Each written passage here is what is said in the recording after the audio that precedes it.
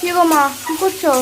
High বন্ধুরা, দেখো কি করছি আজকে। গরদ ঘর্ম হয়ে গেছে সেই রান্না করতে খুব করতে। কষ্ট হচ্ছে তো খুব। আজকে রাত্রে ডিনারে হচ্ছে রুটি হবে, রুটি আর এই ভেন্ডি আলু রসুন টসুন দিয়ে পোস্ত দিয়ে সব বেটে রেখেছি। এই যে পোস্ত, সাদা তিল, সর্ষে বেটে রেখেছি। আর এই ভেন্ডি আলুটা কেটে ভালো করে ভাজছি, আর আদা আর লঙ্কা রসুনটা বাটি নিয়ে ছিটো করে দিয়েছি, দিয়ে করছি। কষা হয়ে যাওয়ার পর দেখুন জল গরম হয়ে যাবে, তখন পোস্তটা দিয়ে দেবো।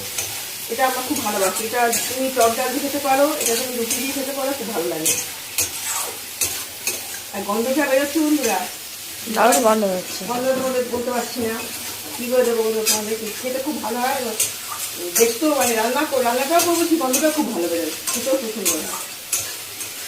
তুমি যদি চাও বলবে, তাহলে একদিন প্রথম থেকে তোমাদের দেখিয়ে দেবো কীভাবে করবে। খেতে খুব ভালো লাগে, একটা দিয়ে খাওয়া হয়ে যাবে। আর টক ডাল দিতে গ্রেভি লাগে খেতে, টক ডাল করবে আর এই তরকারি করবে, ব্যাস আর কিছু লাগবে না। তাহলে বন্ধুরা এই অবধি থাকলো, দেখিয়ে দিই পোস্তটা দিচ্ছি।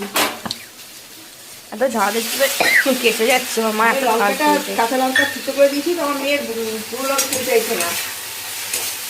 গরমে গুঁড়ো লঙ্কা খেয়ে খুব অম্বল হচ্ছে, ওই জন্য মাকে বলেছি কাঁচা লঙ্কা দিয়ে রান্না করতে। কাঁচা লঙ্কা ছিটো করে দিয়েছি, সর্ষে আর পোস্ত আর সাদা তিল কেটে দিয়েছি। পোস্তর যা দাম একটুখানি চলে গেছে মারার জন্য, বুঝেছো। সাদা তিল এমনি মানে ইয়ে না, ভাজা না, এমনি মানে কাঁচা কাঁচা পাওয়া যায়। একটা তো রোস্টেড পাওয়া যায়, আর একটা এমনি প্লেন পাওয়া যায়, সেইটা নিয়ে আসা হবে। তিল আমরা তিল খাই, তিল বাটা খাই, তিলটা বেটে কাঁচা সর্ষে তেল দিয়ে লঙ্কা দিয়ে খাবে, দারুণ লাগছে। সেই তিল দেখো, কথা বলতে পারছি না, কি অবস্থা হচ্ছিল। এবারে একটু মিষ্টির ওপর দিয়ে জল দিয়ে দেবো, হলুদ সব দিয়ে দিয়েছি। তাহলে বন্ধুরা এই অবধি থাকলো, বাই।